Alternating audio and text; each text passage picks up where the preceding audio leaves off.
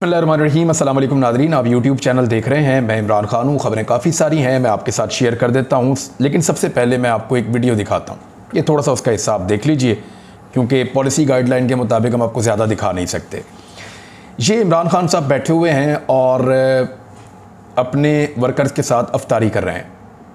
ये वर्कर्स इमरान खान के लिए बाहर पहरा देते हैं और इमरान खान की जान की हिफाजत करने की कोशिश करते हैं। इनके अंदर दिहाड़ीदार लोग भी हैं। मैंने एक वीडियो देखी, वो कहता है जी मैं निम्को का सेलमैन हूँ और मैं इमरान खान की जान बचाने आया हूँ और मैं आज छुट्टी करके आया हूँ। मेरे घर में 10 लोगों की कफ़ालत, 10-11 लोगों की कफ़ालत मैं करता हूँ, ये उसने कहा।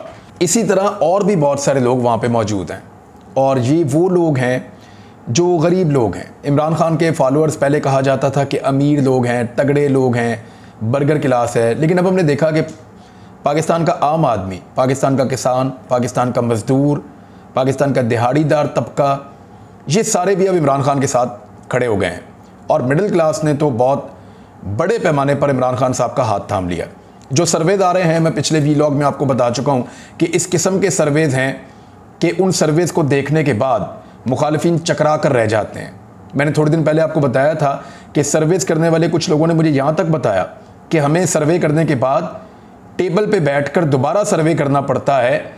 इतना ज़्यादा फ़र्क है कि वो असली लगता ही नहीं है, ताकि उसकी एक्सेप्टेबिलिटी बढ़ जाए, ताकि लोग ये कहें कि ठीक है सर्वे असली लग रहा है।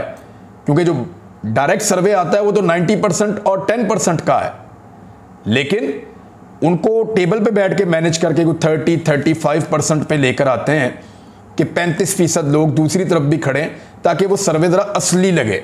हालात पाकिस्तान में इस लेवल पर पहुंच चुके हैं। बहरहाल इसीलिए सारे के सारे लोग इलेक्शन से भाग रहे हैं। ये इमरान खान साहब देखें, आप अपने कारकुनों के साथ अफ्तारी कर रहे हैं और ज़मीन पर बैठ के उनके साथ ख़वातीन कारकुन भी हैं, मर्द हजरात भी हैं।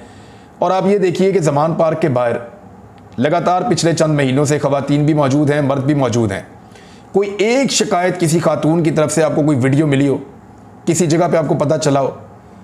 यानी मैं पहले हैरान होता था कि अवामी तहरीक के कारकुन तारुल कादरी साहब की तरबियत के नतीजे में वो ऐसे शानदार थे कि वो वहाँ बहनें बेटियाँ भी वहीं होती थी और नौजवान भी वहीं होते थे, मर्द हजरात भी वहीं होते थे और कोई शिकायत नहीं आई। इसी तरह पाकिस्तान तहरीक इंसाफ में भी हमने ये देखा, जब लोग एक मकसद के तहत आते हैं, एक नज़रिया के तहत आते हैं, तो फिर उनके दिमागों के अंदर बिरयानी, कीमे वाला नान, लालच या इस किस्म की चीज़ें नहीं होती, खुराफात नहीं होती, फिर वो अपने मकसद के साथ जुड़े रहते हैं।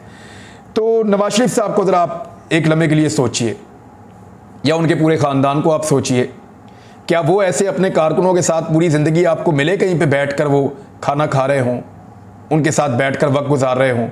या कम से कम आपने कभी देखा हो कि नवाज शरीफ कारकुनों के साथ गले मिल रहे हैं? आपने नहीं देखा होगा।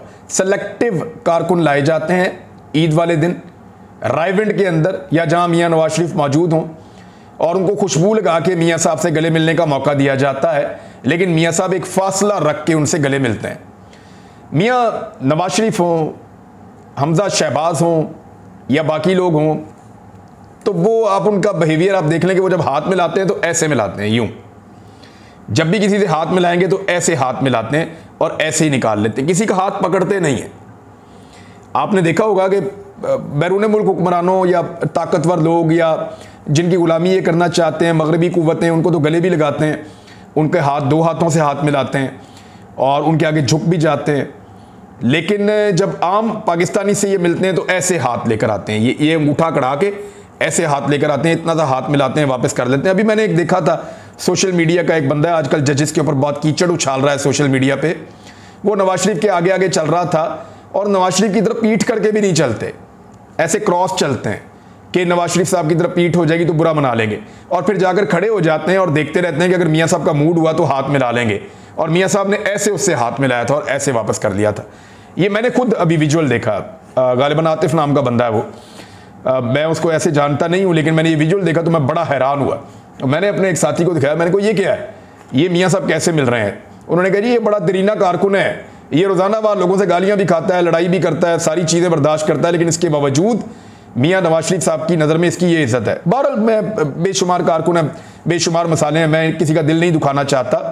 वो बड़ा दिल से कारकुन होगा मियाँ साहब का, और तमाम पॉलिटिकल पार्टीज़ के लिए उनके कारकुन असासा होते हैं। ये आतिफ साहब भी PMLN के लिए एक असासा होंगे, लेकिन मैंने इनके कुछ उस वक्त मेरे साथ शेयर किया कुछ सोशल मीडिया पे इनकी एक्टिविटीज़, तो मुझे लगा कि ये लिमिट क्रॉस कर रहे हैं, और ये अक्लमंदी नहीं है कि अपनी सियासी क़यादत के लिए आप ऐसी लिमिट क्रॉस करें जिसके लिए बाद में आपको अकाउंटेबल किया जाए या आप बदनामी का सबब बने या आपकी अपनी बदनामी हो जाए। बहरहाल नवाज शरीफ साहब को आपने कभी ऐसे नहीं देखा होगा, वो तो हाथ भी आधा मिलाते हैं। और हालत ये होगी है मियाँ नवाज शरीफ साहब की कि उन्होंने कहा कि पेट्रोल जो है वो 65 रुपये किलो था मियाँ साहब के दौर में। मैं पहले ज़रा फैक्ट एक ठीक कर दूं, लेकिन पहले मैं आपको बताता हूं कि पेट्रोल मियाँ साहब के दौर में 65 रुपये किलो था, आलू 5 रुपये गज थे, अंडे 50 रुपये लीटर थे, और गैस जो है वो 100 रुपये का गैलन आता था। मियाँ साहब फिर ऐसे तो फिर ऐसे ही सही। आपके दौरे हुकूमत के अंदर अब आप बुखलाए हुए हैं, तो इस तरह की बात आपने कर दी। मैं आपको बताता हूँ, आपके दौरे हुकूमत में $54 का पेट्रोल इंटरनेशनल मार्केट में था, और आपने कभी भी 65 रुपये का नहीं बेचा था। ये लगभग 80 रुपये के आसपास बिकता था पेट्रोल। मियाँ नवाज शरीफ साहब के दौर में पेट्रोल डीजल 80 रुपीज़ की एवरेज है, इससे ज़्यादा का बिकता था। लेकिन उस वक्त इंटरनेशनल मार्केट में 54 रुपये का ये था। इमरान खान साहब के दौरे हुकूमत में ये 115-120 तक चला गया था, और इसके बावजूद वो कितने का बेच रहे थे, यानी दुगनी कीमत पे इंटरनेशनल मार्केट में चला गया। और नवाज शरीफ साहब ने जाते जाते और निगरान हुकूमत ने डॉलर की प्राइस भी बहुत ऊपर कर दी। इसके बावजूद इमरान खान साहब $150 लीटर पेट्रोल दे रहे थे। $115 या $120 फी बैरल लेकर भी वो इतना सस्ता दे रहे थे। शहबाज शरीफ साहब के दौर में इस वक्त जो आलमी मंडी में तेल की कीमत है वो $66 फी बैरल के करीब है, 66, यानी कहां पे 120 के करीब, 115 के करीब, इससे ऊपर भी गया बाद औकात, कहां पे 66 पे आ गया है। तो होना तो ये चाहिए था कि इमरान खान से आधी कीमत कर देते, लेकिन आधी करने की बजाय डबल कर दिया है। 149 रुपए फी लीटर वाले पेट्रोल को $350 फी लीटर पे पहुंचा दिया है शहबाज शरीफ साहब की हुकूमत ने। अब ये हालात इन्होंने पैदा किए हैं और आपके सामने हैं। तो मियाँ नवाज शरीफ साहब पता नहीं किस मुंह से ये बात कर रहे हैं कि उनके दौर के अंदर चीज़ें सस्ती थी। बहरहाल सिचुएशन ये है कि इलेक्शन से ये सब भागना चाहते हैं। इमरान खान साहब ने कहा कि सुप्रीम कोर्ट पर प्रेशर डालने का मकसद क्या है। उन्होंने कहा कि मकसद ये है कि इंतखाबात ना हो। PTI चेयरमैन ने कहा कि मुल्क की माशी बहरान जो है वो बढ़ता जा रहा है और मुल्क उसमें धंसता जा रहा है, रुपया नीचे और कर्जे बढ़ते जा रहे हैं, आटे की लाइनों में लगे लोग ज़िंदगी की बाजी हार रहे हैं। पाकिस्तान में ऐसे हालात कभी नहीं देखे। इनको नज़र आ रहा है इलेक्शन होगा तो ये सियासी मौत मर जाएंगे। अब कह रहे हैं सुप्रीम कोर्ट का फैसला कबूल नहीं करेंगे। अदालत उज़्मा आइन की हिफाजत करने वाला इदारा है। ये लोग इलेक्शन से खौफजदा होकर अदलिया पर हमले कर रहे हैं। इन्हीं जज साहिबान ने हमारे खिलाफ फैसला दिया था जब इमरान खान साहब की हुकूमत खत्म हो गई थी और शहबाज शरीफ साहब की हुकूमत बन गई थी। तो मैंने इलेक्शन का ऐलान किया था, रात को 12 बजे अदालतें खुल गई। मैंने कभी अदलिया पर तनकीद नहीं की। वही अदलिया फैसला देने लगी है तो इन्होंने तनकीद शुरू कर दी है। इनके मतलब का फैसला आए तो ठीक है, वरना ये तनकीद शुरू कर देते हैं। इमरान खान साहब ने नवाज शरीफ को आड़े हाथों लिया। उन्होंने कहा लंदन में बैठा मफरूर सजा याफ्ता कहता है कि फैसला नहीं मानेंगे। नवाज शरीफ दौर में सुप्रीम कोर्ट पर हमला हुआ है और कोयटा बेंच को खरीदा गया है। नवाज शरीफ कहता है कि फैसला नहीं मानेंगे। तुम होते कौन हो? अदालत ने नवाज शरीफ को सिसिलियन माफिया करार दिया था। उन्होंने बेनज़ीर की गंदी तस्वीर गिराई थी। ये माफिया है, ये चाहते हैं कि किसी तरह मुझे बाहर रखो ताकि इनका 1200 अरब का NRO महफूज रहे। बेनज़ीर भुट्टो साहिबा की तस्वीरों के बारे में मैं एक बात आपको कहना चाहूँगा कि देखें, गैरत भी देखें कैसी नायाब चीज़ होती है। वो शायान अली और उसकी फैमिली लंदन के एक रेस्टोरेंट में गए। आबिद शेर अली के साथ मुठभेड़ हो गई। आबिद शेर अली ने उसकी वालदा को गालियाँ निकाल दी और उसने नवाज शरीफ का जीना हराम कर दिया। वो बच्चा पिछले चंद सालों से नवाज शरीफ के लिए डरावना ख्वाब बना हुआ है। नवाज शरीफ घर से निकलकर जहाँ जाता है वो बच्चा उसके पीछे जाता है और नवाज शरीफ को निशाने इबरत बना रहा है। कई मरतबा उसने नवाज शरीफ को मुख्तलिफ जगहों पर शिकस्त दी है। एक छोटा बच्चा है जो अपनी माँ की एक मरतबा होने वाली बेइज्जती पर बदला ले रहा है। और दूसरी तरफ बिलावल जरदारी है, उसकी वालदा की नंगी तस्वीरें नवाज शरीफ ने जहाज़ से फेंकी और उसकी वालदा की बदतरीन तौहीन की और करवाई भी बाकी लोगों से, और वो आज नवाज शरीफ की हुकूमत की काबीना का हिस्सा है।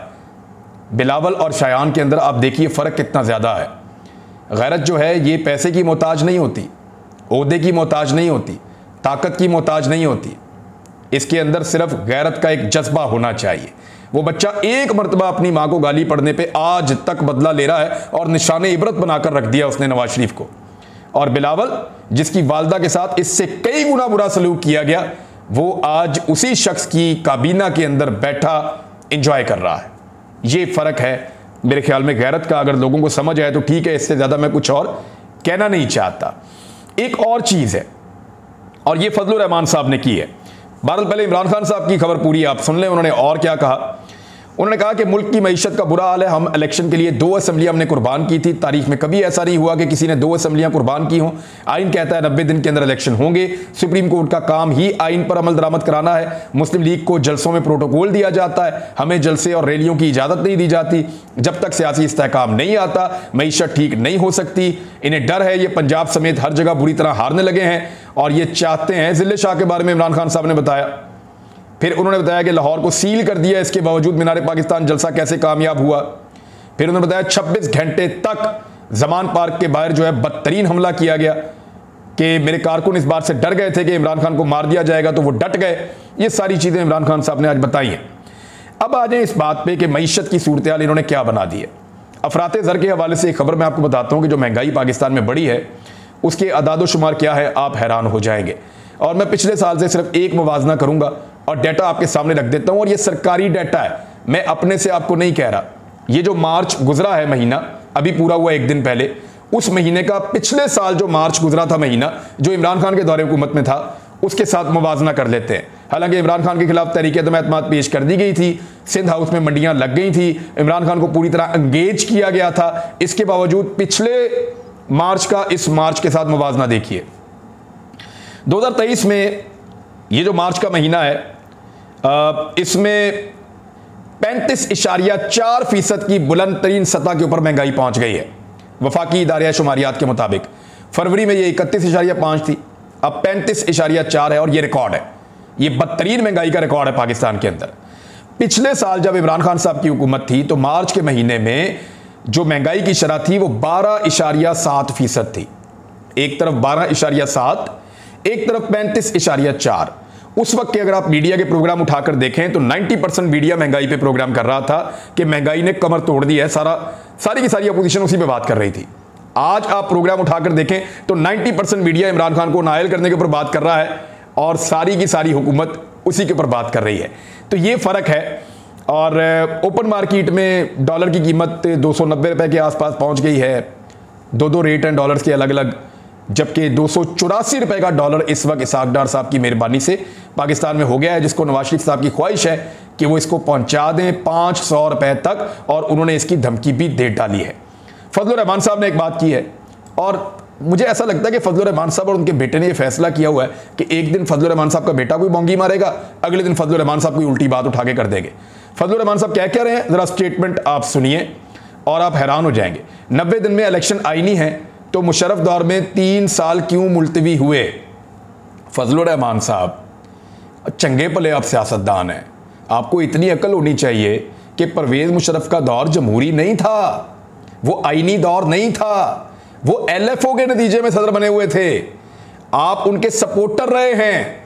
बाद में आपने खैबर पख्तूनख्वा में अपनी हुकूमत बनवाई है। कभी आप हुकूमत में होते थे उनके साथ, कभी आप अपोजिशन में होते थे उनके साथ। एक जगह पे हुकूमत में, एक जगह पे अपोजिशन में। आपने बड़ी मौजें लुटी हैं परवेज मुशर्रफ साहब के साथ मिलकर, और आज आप कह रहे हैं कि परवेज मुशर्रफ के दौर के अंदर तो आइन तो मुअत्तल होता है जब डिक्टेटर आ जाता है। जब डिक्टेटर आ जाता है, LFO आ जाता है, PCO के जजेस बाद में लाए गए थे, तो उस वक्त कौन सा आइन था इस मुल्क के अंदर। यानी एक डिक्टेटर की मिसाल देकर फजलुर रहमान साहब ये समझा रहे हैं इस कौम को कि क्योंकि एक डिक्टेटर ने, इस तरह तो ज़िया-उल-हक ने इलेक्शन ही नहीं करवाए, वो पाकिस्तान में 10-12 साल मुसल्लत रहा, चला गया। ज़िया-उल-हक साहब ने इलेक्शन नहीं करवाए। जो अयूब खान साहब ने इस मुल्क के साथ किया वो आप भी कर दें जो ज़िया-उल-हक साहब ने किया। मुशर्रफ साहब के दौर के अंदर या पाकिस्तान में मार्शल लॉ लगा हुआ था, डिक्टेटरशिप थी। आज पाकिस्तान में आइन और जमहूरियत मौजूद है, इसलिए आज आइन के मुताबिक इंतखाबात करवाने होंगे। ये डिक्टेटरशिप का या तो आप तस्लीम करें कि मुल्क में डिक्टेटरशिप है और आप सारे मिलकर डिक्टेटरशिप चला रहे हैं, तो फिर तो आप ना करवाएं 90 दिन में। आप कह दें कि डिक्टेटरशिप है, आइन मुअत्तल तस्वर किया जाए। फजलुर रहमान साहब जो है वो लोगों को शायद बेवकूफ़ समझते हैं, या उन्हें लगता है कि पाकिस्तान के लोग जो हैं वो आइन और कानून को नहीं जानते। अब एक और चीज़ आप देखें, ये 3 जजेस के खिलाफ रेफरेंस दायर करने की बात राणा सनाउल्लाह साहब कह रहे हैं। ये गैर मुल्की खबर रसां इदारे को उन्होंने इंटरव्यू दिया। राणा सनाउल्लाह ने कहा कि चीफ जस्टिस समेत 3 जजेस के खिलाफ रेफरेंस दायर करने का मामला ज़ेरे गौर है। रेफरेंस दायर करने का अभी फैसला नहीं हुआ, लेकिन तीनों जजेस के खिलाफ रेफरेंस दायर करने का फैसला हो सकता है। उन्होंने कहा कि तीनों जजेस का एक काफ़ी लंबा रिकॉर्ड है कि नून लीग के खिलाफ उनके फैसले आए हैं। एक फैसला ऐसा भी है जिसे सिर्फ मुस्लिम लीग नून नहीं, बल्कि इस फैसले को हर वो शख्स जो कानून को थोड़ा बहुत जानता है वो इसको गलत करार देता है। इस किस्म की बात उन्होंने की और नून लीग की हुकूमत भी ख़त्म की गई। तीनों जज साहिबान हर कीमत पर इस फैसले को खुद करने पर बज़िद हैं। राणा सनाउल्लाह साहब ने ये भी कहा। अब मामला ये है कि बिस्मिल्लाह करें, 3 जजेस के खिलाफ रेफरेंस लेकर आए। अगर ये 3 जजेस के खिलाफ रेफरेंस लेकर आए तो वो मामलात भी खुलेंगे कि मुस्लिम लीग नून, पीडीएम की सारी जमातों और एस्टेब्लिशमेंट के कानों से धुएं निकल आएंगे। लेकर आए 3 जजेस के खिलाफ रेफरेंस। ये राणा सनाउल्लाह साहब डींगे मार रहे हैं, बिल्कुल वैसे ही जैसे वो कहते थे कि परवेज इलाही को हम एतमाद का वोट नहीं लेने देंगे और असेंबली में आकर बैठे और उन्होंने एतमाद का वोट लेकर असेंबली तोड़ दी। तो ये जजेस को धमकी लगाने के मुतरादिफ है ये चीज़, और इसका अदलिया को अब नोटिस लेना चाहिए। कब तक अदलिया अपने आप को दीवार के साथ लगाकर कमज़ोरी दिखाती रहेगी? इस मामले में उनको फ्रंट फुट पे आना चाहिए। वो पाकिस्तान का एक मोहतरम इदारा है। अब बाकी इदारों से सीख ले। यहाँ ऐसे इदारे भी हैं जिनका कोई रियासत के अंदर किसी सतून का उनका किरदार भी नहीं है, फिर भी उन्होंने सबको डंडा दिया हुआ है। तो सुप्रीम कोर्ट ऑफ पाकिस्तान या पाकिस्तान की अदलिया तो रियासत का एक सतून है, उन्हें जवाब तलबी करनी चाहिए। अब तक के लिए इतना ही। अपना ख्याल रखिएगा, अपने इस चैनल का भी। अल्लाह हाफिज़।